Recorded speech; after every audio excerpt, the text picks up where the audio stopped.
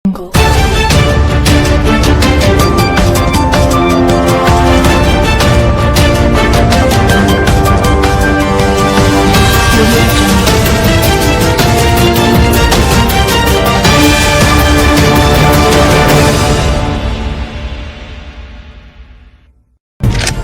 আলাইকুম।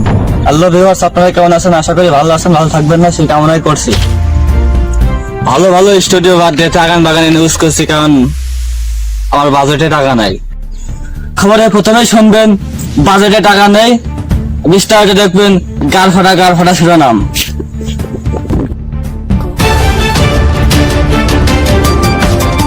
আপনারা এখন শুনবেন প্রতিবেদন।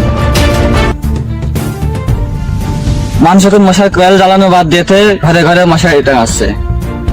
এতে মশাদের বের হওয়ানো খুব কষ্ট হয়ে যাচ্ছে এবং ভোগান্তিতে পড়তে হচ্ছে। এজন্য মশা কমিটির সভাপতি আন্দোলন করেছে যে ঘরে ঘরে কয়েল জ্বালাতে হবে, নাহলে ডেঙ্গু মশাকে আমন্ত্রণ করা হবে। ইতিমধ্যে জানা গেছে কাপড় ব্লগারদের খাতের তলে শত শত লিটার মজুত করা রয়েছে।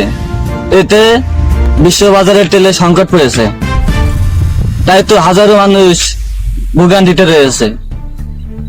তাই কিছু কিছু মানুষ প্রতিবাদ জানাচ্ছে যে কাপড় ব্লগারদের তেল মজুত করা বন্ধ করতে হবে, নাহলে আইনগত ব্যবস্থা নিতে হবে।